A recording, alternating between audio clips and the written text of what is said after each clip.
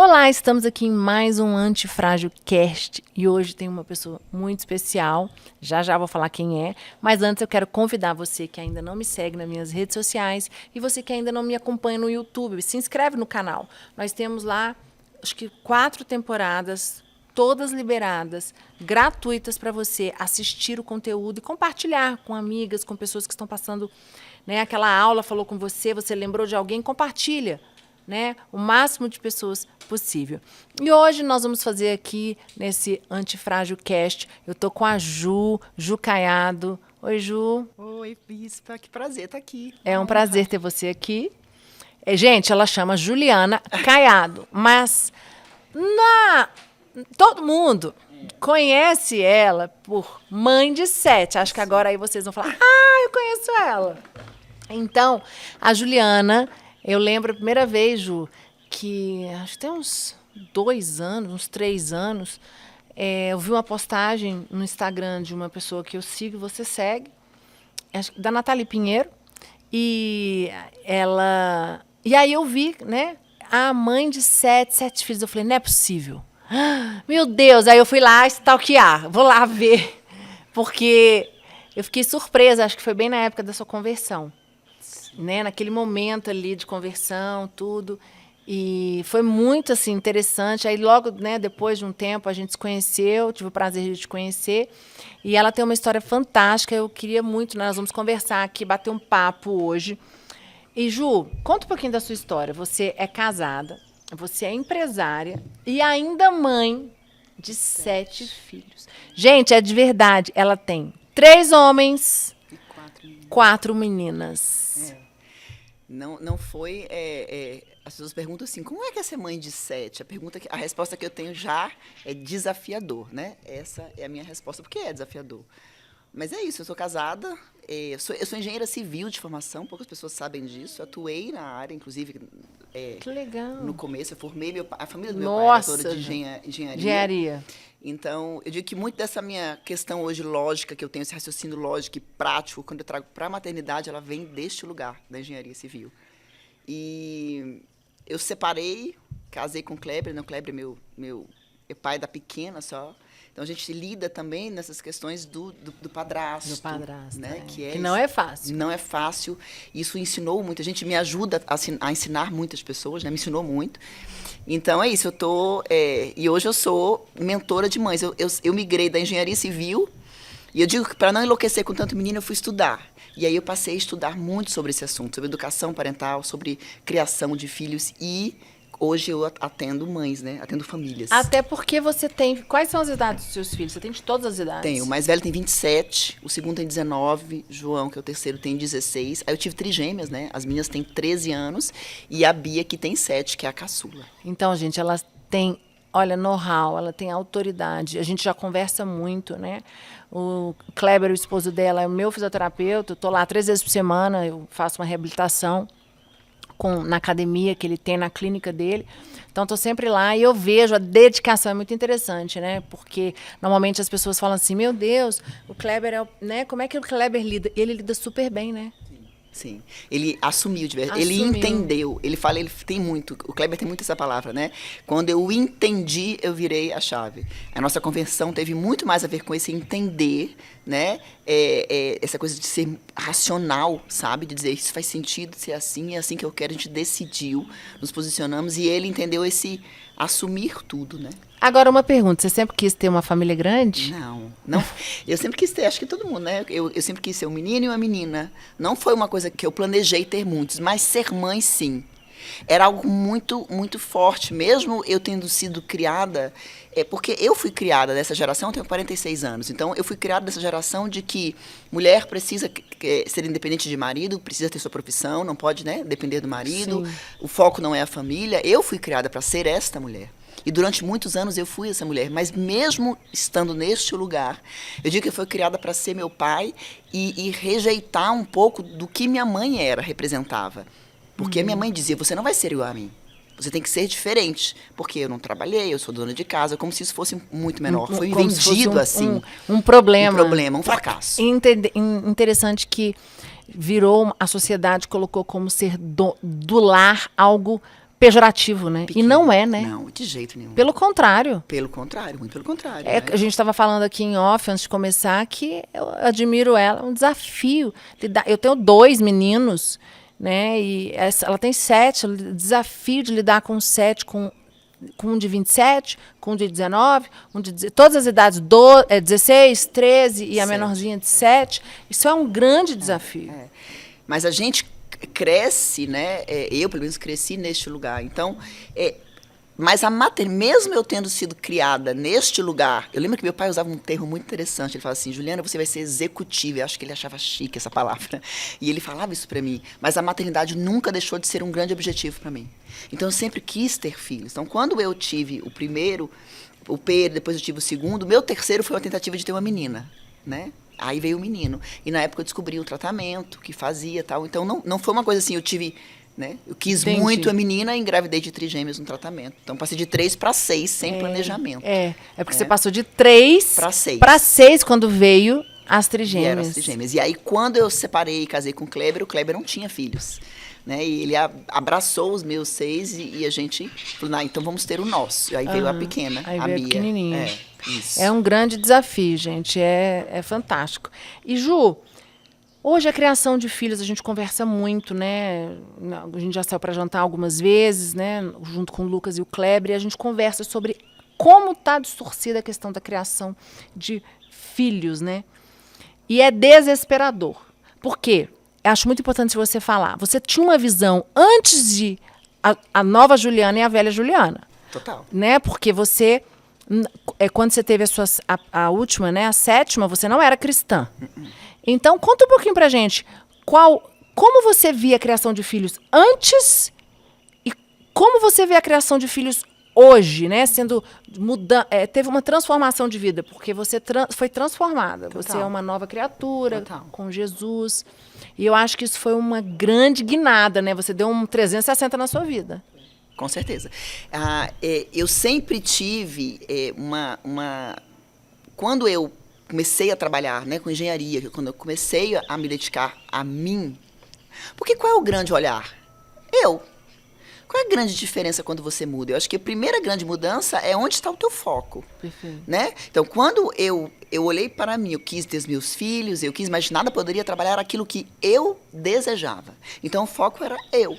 Então, se eu tivesse garantindo para os meninos uma boa estrutura, vamos dizer assim, né? Estavam com a minha mãe, estavam bem cuidados, né? Alimentados, tal, e eu não poderia ser interrompida por nada. Então, os meus filhos, eu tenho uma grande sorte, porque eu tive uma grande rede de apoio, muito presente, muito carinhosa, que foi minha mãe e minha tia, que era gente demais, eu precisava ter uma rede de apoio maior.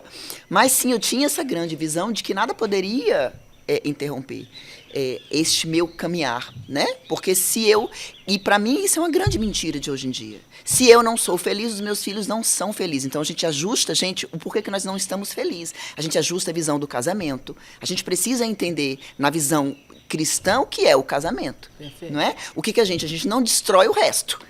Né? Porque na realidade, claro que a gente não está falando de extremo, né? De violência, nada disso. Mas eu vou falar de mim, eu posso falar da minha história. Eu tenho 2 divórcios na minha história. Não é? O Kleber é meu terceiro marido. Por quê? Porque não estava feliz, não estava bem, né? Não teve aquela questão de vou lutar.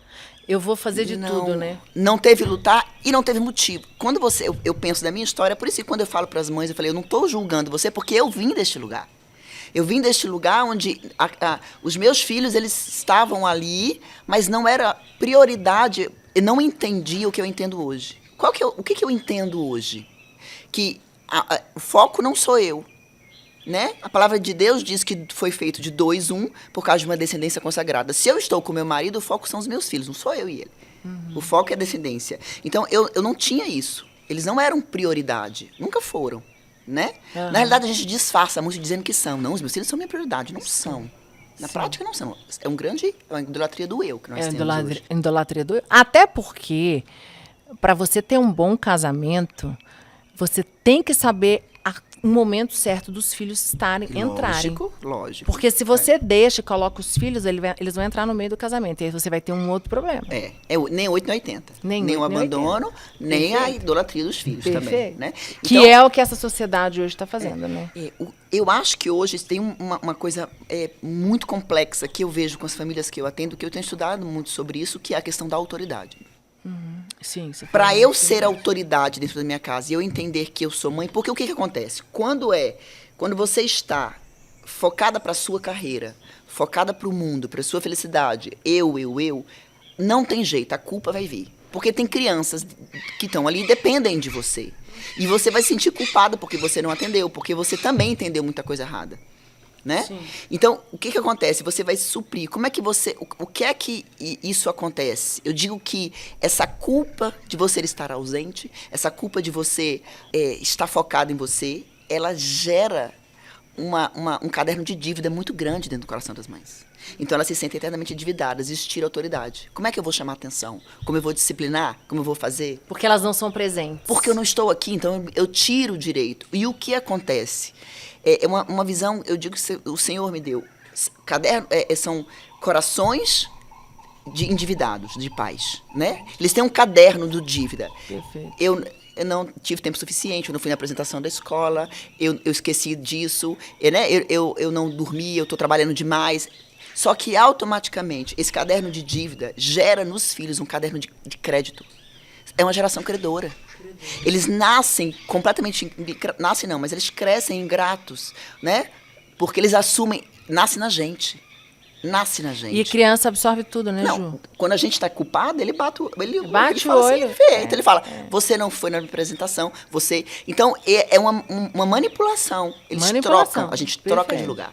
Perfeito. Aí eles ficam sendo aqueles que norteiam e que determinam tudo, porque você está refém dessa culpa.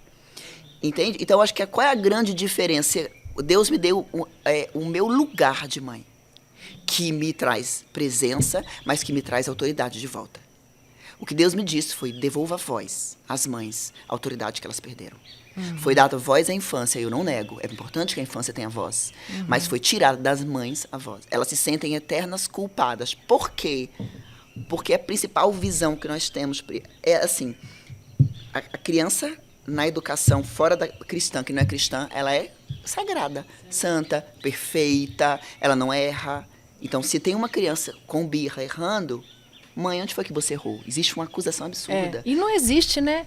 Nós somos natureza caída desde que nós nascemos. Nós não somos perfeitas, nós vamos errar. Às vezes, eu fiz um podcast com a Carla, uma psicóloga, e a gente estava falando sobre isso, sobre correção de filhos. Né? Que hoje é um julgamento.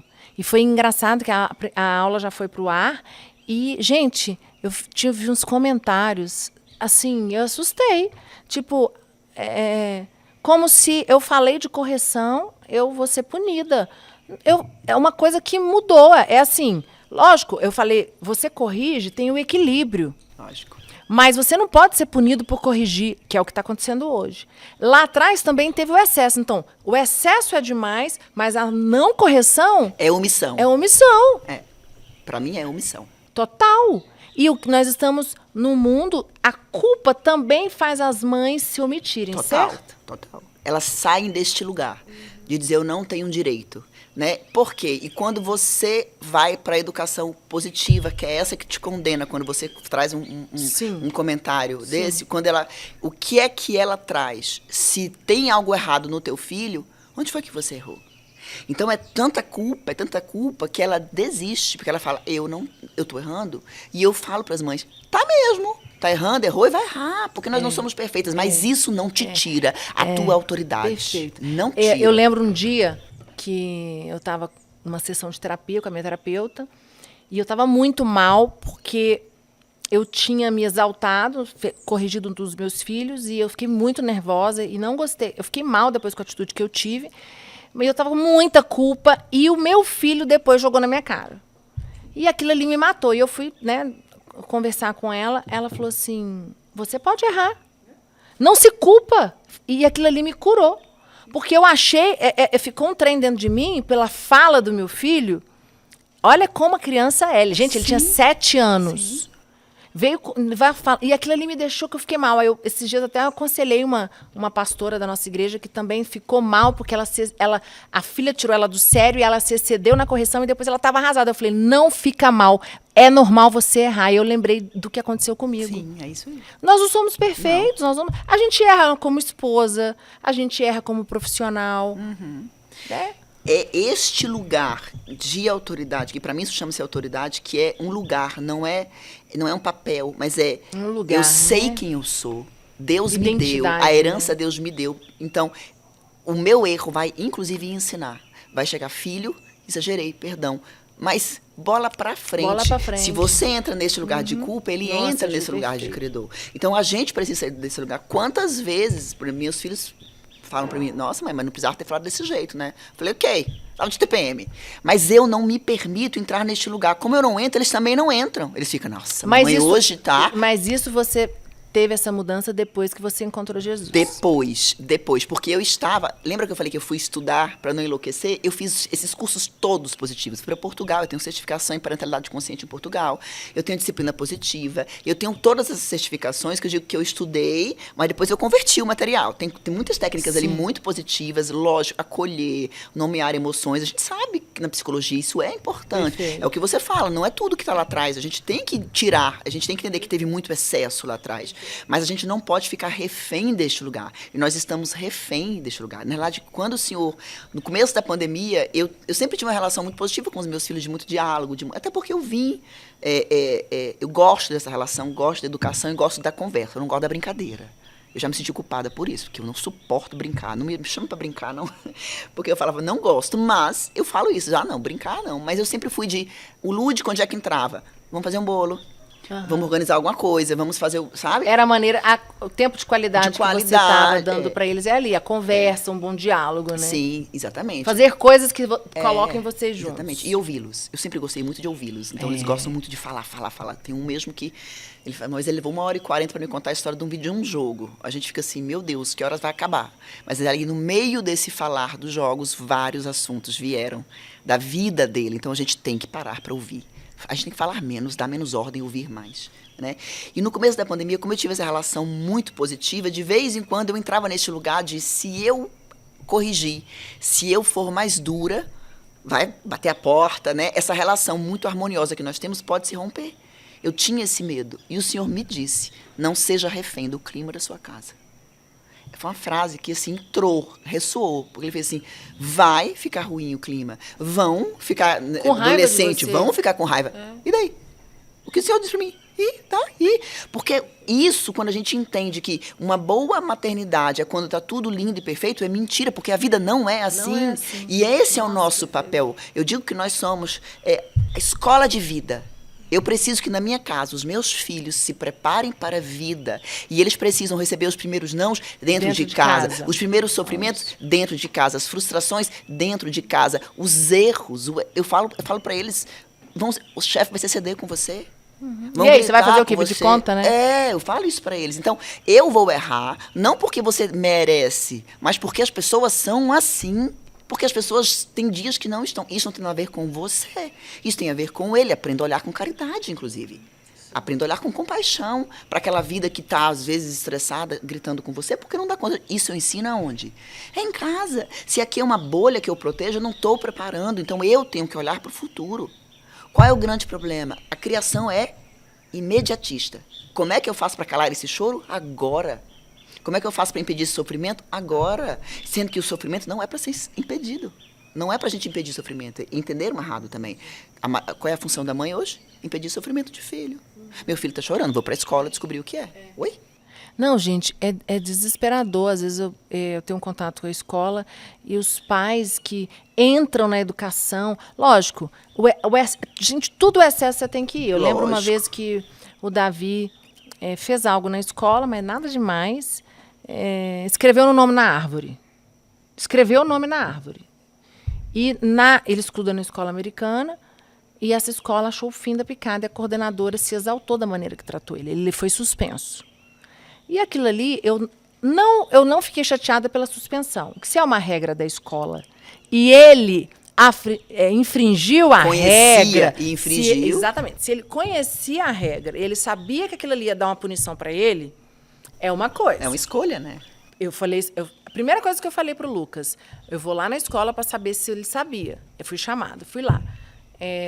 Ele sabia que não podia. E aí eu conversei com ele, meu filho, você sabia que você não podia escrever. Você sabia que isso ia trazer uma punição. Ah, mas é um absurdo. Pode ser, mas é a regra da escola. Acabou. Se é uma regra da escola, eu e o Lucas sempre fomos muito, muito firmes nisso. Você respeita as regras da escola, ou da igreja, ou do trabalho onde você está. As regras da minha casa são minhas. Minha casa, minhas regras.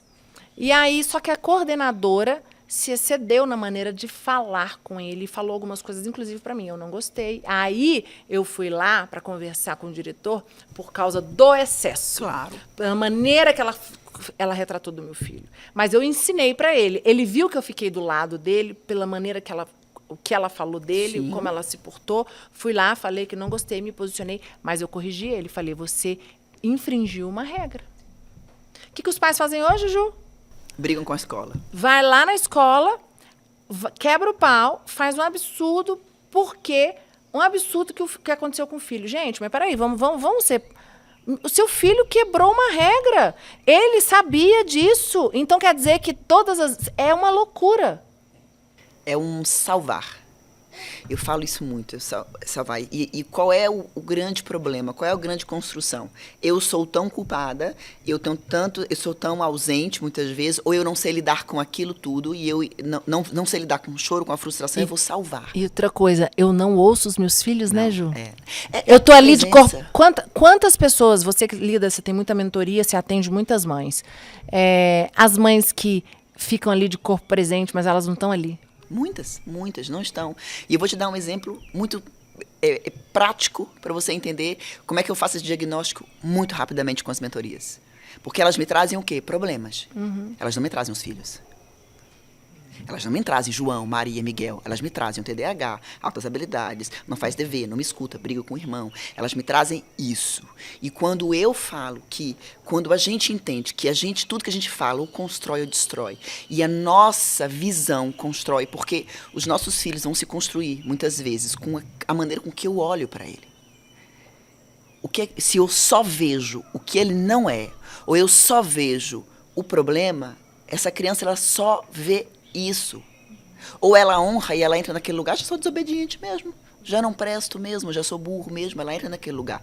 Então, ou então nos diagnósticos. Porque eu não nego diagnósticos, a gente não nega a ciência. Eu tenho um filho com TDAH, não é isso. Mas o que eu digo todas as vezes que eu te falei, muito prático, traz para mim 5 habilidades de vida do teu filho.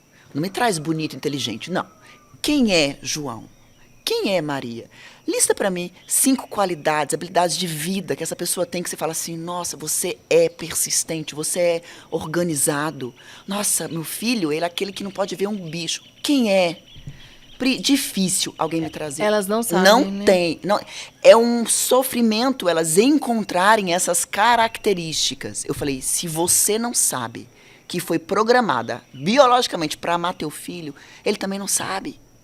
Ele não sabe quem ele é, porque o teu olhar, a tua comunicação, a tua postura comunica tudo que ele não é. E eu não estou dizendo que você não tem que corrigir, disciplinar, dizer, olha, vamos fazer aqui e tal, mas a autoestima, a base, a identidade, o que Deus quer que a gente saiba? Quem nós somos. Isso tem que vir na frente.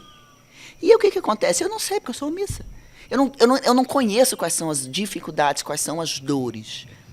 Entende? Entendi. Mas eu tenho que corrigir. Né? Então, sabem que são extremos? Extremos, ou eu protejo o tempo inteiro, e quando eu apareço, eu entendo que eu tenho que ser mãe, então eu apareço corrigindo. Mas em que momento eu conheço? Eu me relaciono.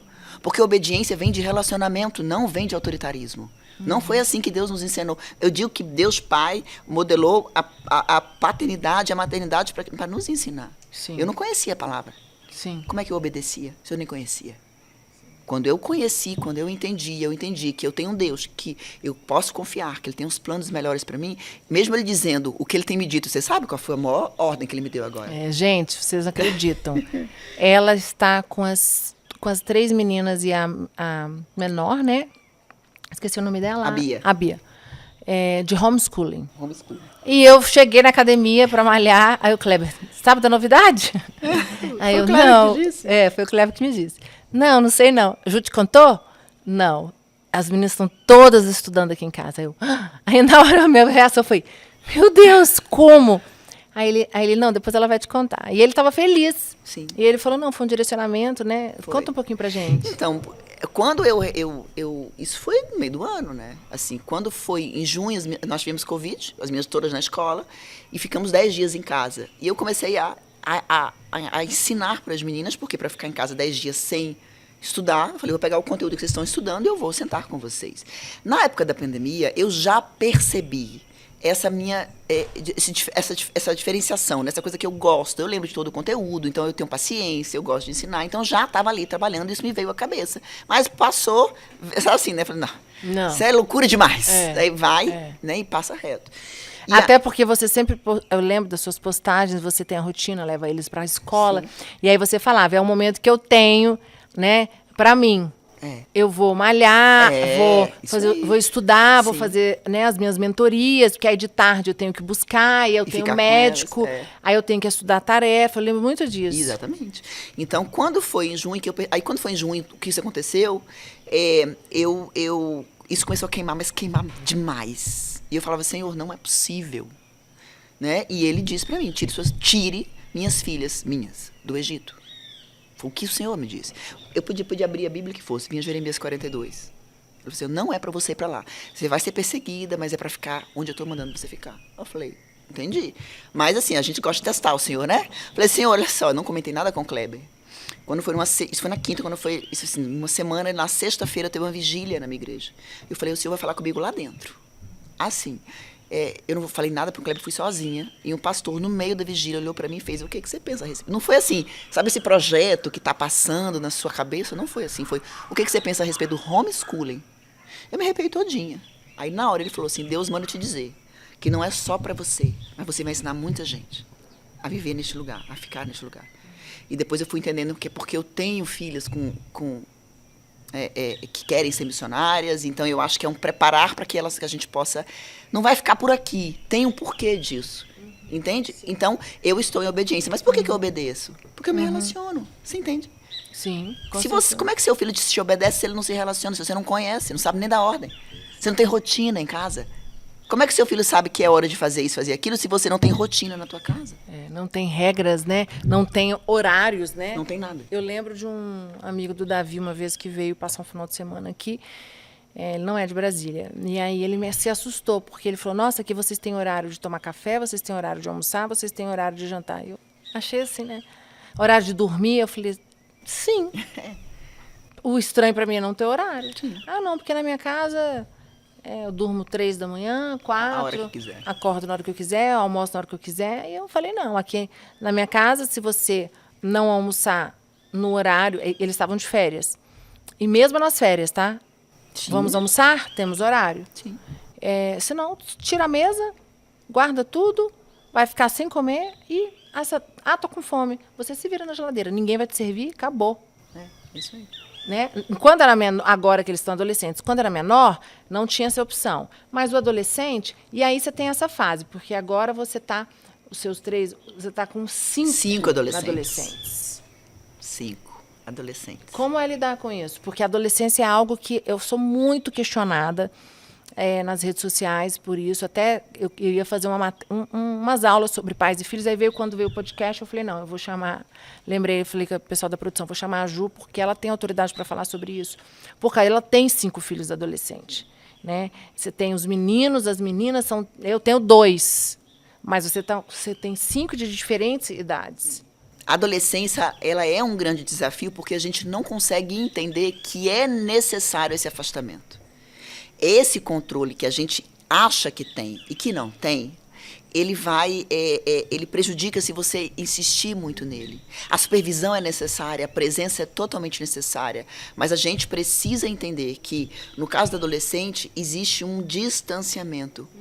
Entende? Mas é como se ele fosse olhando para os pares, né? Eles começam a olhar para o mundo. O que você ensinou, eles já conhecem. Os teus valores, a maneira de fazer, eles já conhecem. Mas é uma necessidade deles conhecerem e questionar. Então é certo eles se afastarem. Porque você tem um quadro, né? Eu estava olhando aqui. Você tem um quadro nas suas redes sociais. Sim. Perdi meu filho para a adolescência. Esse é o medo de perder. Você não perde, mas há um distanciamento. Qual é o perigo? Não é o distanciamento, é o rompimento. Então, o que é que eu tenho que ser estratégica? Na realidade, eu acho que a maternidade é algo que você precisa ser estratégica do começo ao fim. Você precisa ser intencional. Não é para empurrar a maternidade. Então, o que é que eu ensino? Se meu filho está mentindo, o que é que eu ensino? Se meu filho está desobedecendo, Tem um a que porquê, hora? né, Ju? Eu digo que todos os desafios da maternidade, se a gente entender como grande oportunidade, vira a chave. Porque quando está sendo ingrata é que eu ensino gratidão, quando está mentindo é que eu ensino verdade. Então, quando você começa a entender que aquilo tudo é oportunidade de você ensinar, e a gente foi estratégica nisso, é importante. Eu tenho filhos adolescentes, eu sei que eles vão se distanciar. Eu sei que eles vão se afastar, que os amigos vão ser mais importantes. A gente vira consultora materna, né? Mãe, me leva, mãe, paga, mãe, isso. Só. Mas os amigos, o grupo é importante. Isso vai acontecer. Lutar contra isso é desnecessário. Aí vem Atenção. Isso que eu ia perguntar. Como que você lida com essa tensão, né? Porque é normal isso. Eu vejo mães que ficam num cabo de guerra com os filhos, só que aí eles rompem. Porque qual é a grande tensão? Eu queria que as coisas continuassem ou fossem como era quando ele era meu pequenininho, meu bebê. E eles precisam não ser, eles precisam sair, é do crescer. É do romper. Então, eles precisam sair deste lugar do menininho. Então, qual é a grande tensão? Eu quero que continue do mesmo jeito. E eles não querem que continue do mesmo jeito. Então, o que a gente tem que fazer? Ser presença o tempo inteiro para ouvir, corrigir, mas tem que deixar ir, meninos. Então, né? Vamos falar aqui para as mães, gente, tem um monte de filho da mãe. Que aqueles meninos de baixo... Aí depois acha que vai casar, né? Aí casa, sabe o que acontece? Continua casado com as mães. Não, e me corrige. Vai casar, vai pra casa, nada que a esposa faz tá bom. A comida da minha mãe aqui é boa, a casa, é tudo. Gente, vocês não sabem tanto que isso dá um problema no casamento. É verdade ou não, Ju? Absurdo. E é desde cedo, aos 6 anos de idade, nós precisamos começar a observar. E começar a deixar esses meninos irem colar com o pai. Masculino se aprende com o masculino, feminino se aprende com o feminino. Aos 6 anos, essa referência começa a virar. E eu preciso ter referência, assim como na adolescência. O que a gente precisa ser estratégico, que eu estava falando? Quem são os amigos dos meus filhos? Quais são aqueles que eu preciso aliançar, trazer para casa, proporcionar, levar? E quais são aqueles que eu preciso observar? Falei, epa, aqui não tá legal. Aquele a gente dificulta, gente, é isso mesmo. A gente tem que ser estratégica. Né? Quais são os amigos que estão rondando? Porque adolescente não se relaciona só com adolescente. Não. Eles gostam de se relacionar com os adultos que caminham com você, sim ou não? Sim, adoram. Eles não é? Tem tios, né? São os amigos nossos que eles adoram estar perto. Quem são as referências? Quem são os homens, por exemplo, de referência que você vai apresentar aos teus filhos? Meu marido não presta, meu marido é violento. Quem são as referências masculinas que você tem que vão estar ali para eles olhar? Eles estão virando o olhar para fora desde os 6 anos. Não é só na adolescência. A adolescência estoura o que você não fez dos 6 aos 9. Olha que forte. Gente, porque é nessa hora que sabe que horas que grava? Não dou conta, não consigo, não nasci para isso. Dos 6 aos 9. Dos 6 aos 9. É a hora que eles começam a querer... E aí, quando agora a criança faz barba, quer fazer barba igual o pai, é nessa hora que você registra e grava no coração a identidade do seu filho, para não ficar confuso lá na frente. Uhum. E nas suas mentorias, qual é a dica que você tem dado para esses pais que perderam seus filhos na adolescência, que tiveram um rompimento? Há sempre tempo de buscar. Isso que eu ia perguntar. Fala um pouquinho sobre isso, porque eu vejo pais desesperados, né? Por quê? Porque eles querem. Eles lutam contra isso, mas o que eles mais queriam, nós somos programados para sermos amados por esses pais. Então, a coisa que eles mais querem é voltar para este lugar. Eu não estou dizendo que para voltar para este lugar de amor e para restaurar isso, você precisa aceitar a tudo, mas precisa ouvir a tudo.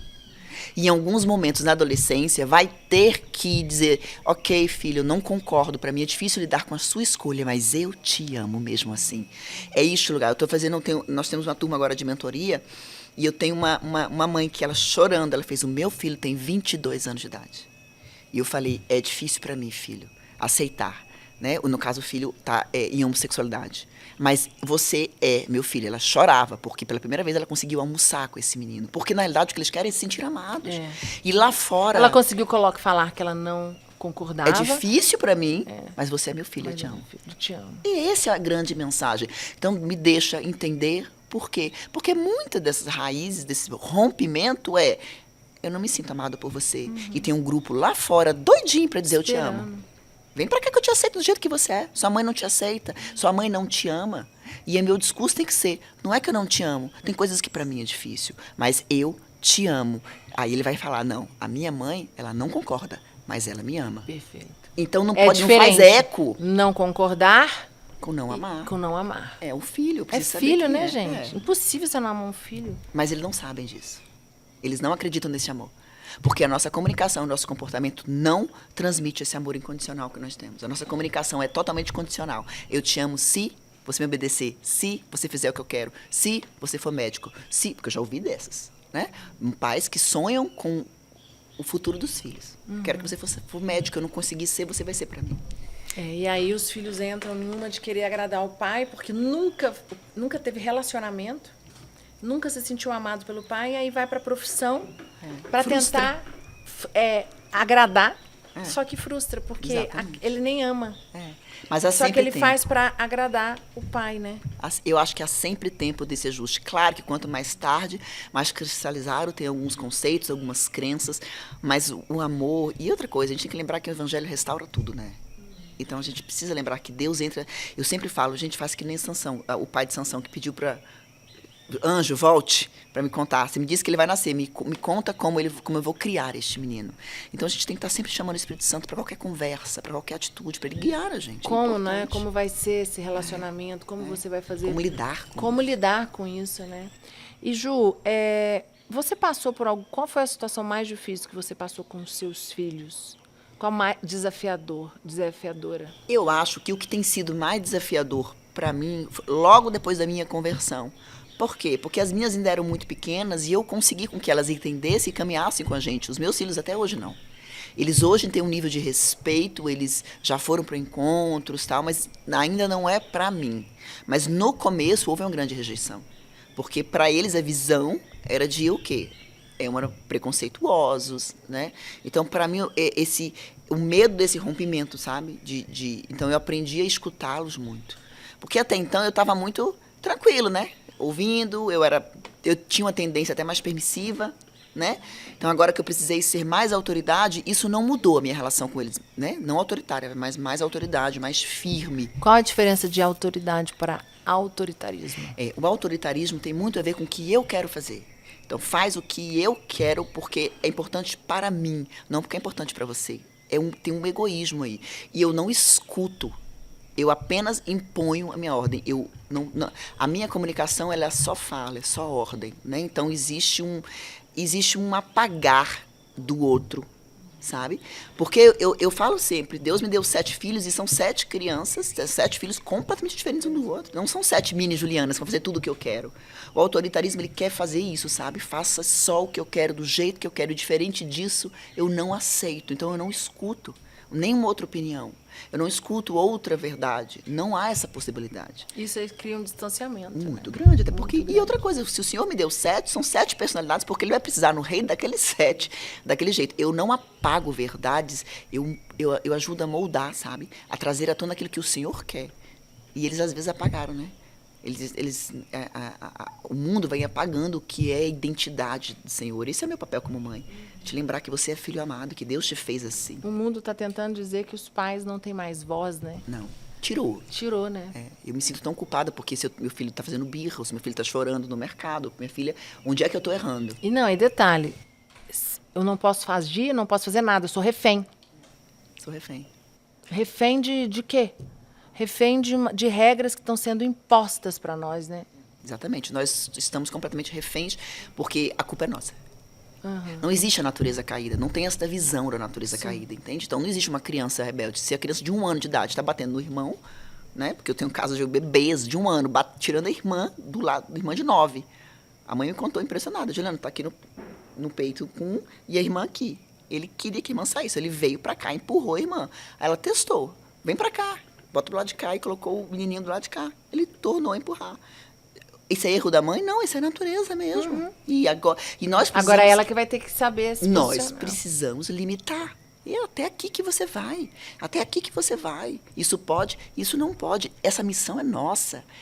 Essa responsabilidade Deus deu a mim, né? ao pai, à mãe, é nossa. Nós não podemos ser omissos em relação a isso, deixar as crianças simplesmente comandarem, para não frustrá-los. Não, nós precisamos frustrá-los.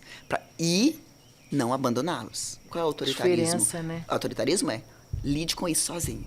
A autoridade é, eu vou te ensinar a lidar com isso. E só que a autoridade, o que acontece? As mães não têm paciência. Não tem Precisa saco. de disposição para trabalhar. Autoridade. Porque o que a requer. palavra fala? Inculque a palavra. Enquanto senta, enquanto deita, enquanto caminha, enquanto levanta. Está falando de quê? De presença. Foi o que eu fiz. Para eu ensinar, eu tenho que estar junto. Você está falando aí, eu estou lembrando do Lucas. Como os meninos são 2 homens, 12 e 16, eles estão coladíssimos no pai. Eles não querem saber de mim. Eu entro para, mãe, eu quero ir para tal lugar, mãe me leva para tal lugar, mãe, eu quero isso, compra isso. Só que eu entendi que, graças a Deus, que eu tenho um marido que está presente e que conectou com os meus filhos. Agora, a disposição do Lucas, final de semana, na igreja, de levar, de buscar, de estar ali, de estar junto, ouvindo. E tem pais que falam assim, meu Deus, sábado, por exemplo, sábado, normalmente eu fico sozinha em casa. Nós temos o culto de jovens na nossa igreja, e o Lucas faz questão de levar, de esperar, de levar depois para lanchar com a galera, com os amigos, e ele chega em casa 1h da manhã. E aí eu lembro que um dia, no início, isso, aí eu falei, meu Deus, amor, vou ficar sábado, amor. É melhor assim? Porque esse é o momento que os nossos filhos precisam de mim. Vai passar, né? Só que o que acontece? Muitos pais egoístas, você concorda comigo? Eu vou perder o meu sábado. Né? Eu não tenho tempo para isso. Eu não tenho. E minha vida, e meu tempo, minhas prioridades. Só que isso é muito forte hoje em dia. Então, é como se os filhos e a casa, né, voltando para o início da nossa conversa, como se tudo aquilo tirasse de você.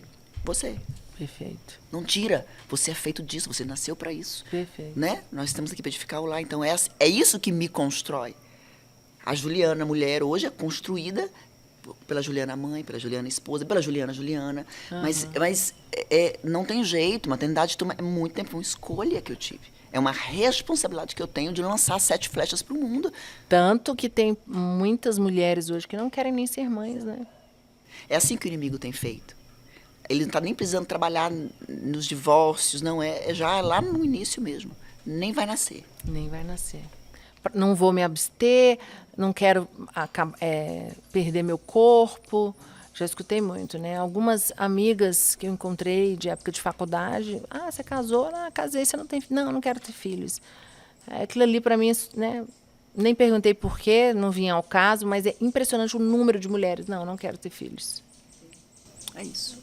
E, Ju, qual dica você pode dar para uma mulher que quer construir a autoridade dentro da casa dela? Ela precisa, primeiro, acreditar que ela é autoridade, que Deus deu este lugar a ela.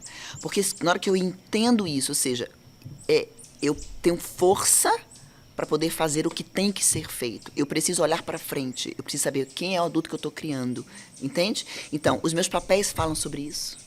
Né? Eu estou exercendo o papel de esposa ou eu estou trocando de lugar com meu marido? Porque isso tudo interfere.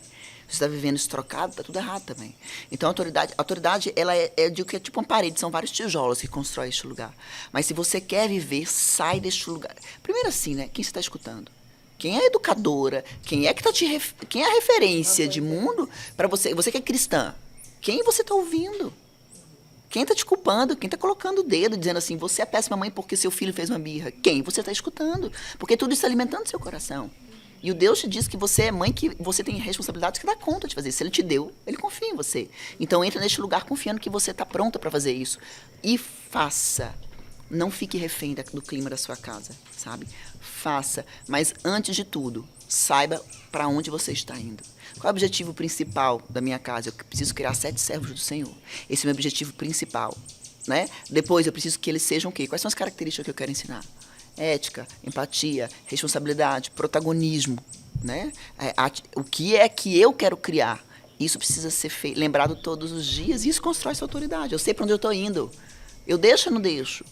Eu devo ou não devo? Né? Quer tatuar, não vai tatuar? Como é que eu decido todos os dias se pode, não pode, deixo ou não deixo? Se eu sei para onde eu estou indo e o que eu estou ensinando. Isso te devolve a autoridade, sabe? Cuidado quem está te dizendo que para ser boa mãe, os seus filhos não podem chorar.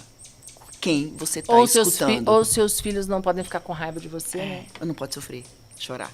Então a gente precisa olhar quem a gente está escutando. Estamos muitas vezes dentro da igreja, extremamente feministas. Preciso falar. Porque isso vem do feminismo. Sim. Né?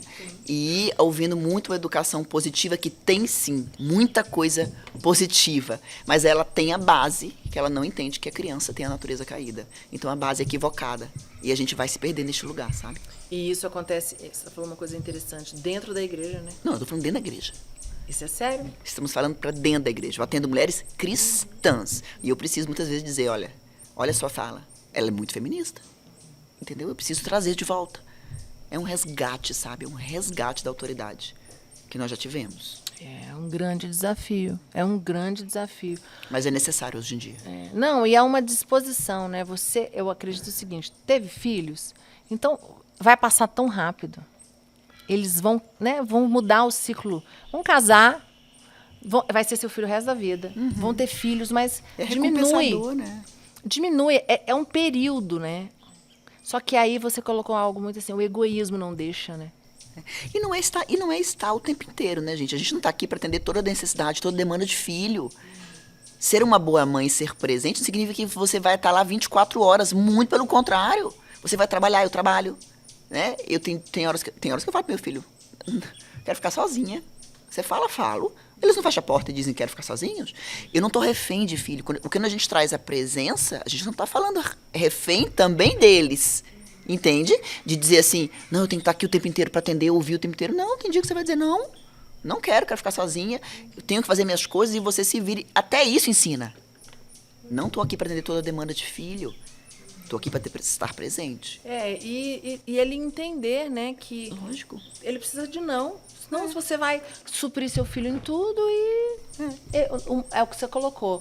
Ou você fala não em casa, ele aprende dentro de casa, ou o mundo, alguém vai ensinar. Exato. É isso. Um chefe, amigos. Eles não sabem lidar. Não sabem lidar. E nunca tivemos tanto suicídio na adolescência.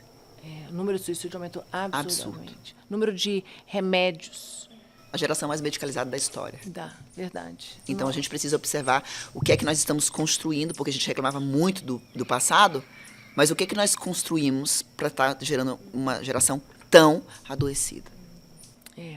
Bom, gente, o papo aqui tá bom. Se deixar, nós já vamos aqui mais umas 4 horas, porque é muito, muito importante, né, esse papo. Então, Ju, muito obrigada por você ter vindo. Eu sei que seu dia é super corrido. Foi um prazer ter você aqui. Foi uma honra. Você tem seu livro? Tem. Esse é um livro que eu fiz com 8 mulheres. Ana Paula Valadão. É um projeto de maternidade sem culpa, do que a gente falou, trouxe para você. Ai, que ótimo. Gente, maternidade sem culpa. Onde tem para vender? Na editora Quatro Ventos. Na Quatro Ventos. Você tem um link no seu Insta lá? Tem. Então, são 8 mulheres que escreveram, né? Tem a Ana Paula Valadão, a Paulinha Leonardo. Nós juntamos e fizemos esse. É um projeto do Senhor mesmo e tem tido depoimentos muito lindos. Uhum. Que bom. Bom, gente, nós vamos ficar por aqui. Mais uma vez, você que ainda não se inscreveu no meu canal, vai lá, se inscreve, Priscila Rodovalho Cunha, e nas redes sociais. E compartilha esse material. Riquíssimo. Você que vê aí mães que estão desesperadas, passando por situação, se culpando. E vai lá no Insta da Ju. Qual é o seu Insta, Mãe Ju? de 7. Mãe de 7. Ela tem muito material falando sobre isso. Muito, muito mesmo. A gente conversa muito sobre isso, até pela mesma fase de filhos que a gente tem. Então, pode te ajudar muito. Tá bom? Então, fica com Deus. Até o nosso próximo Anticast Frágil. Tchau, tchau.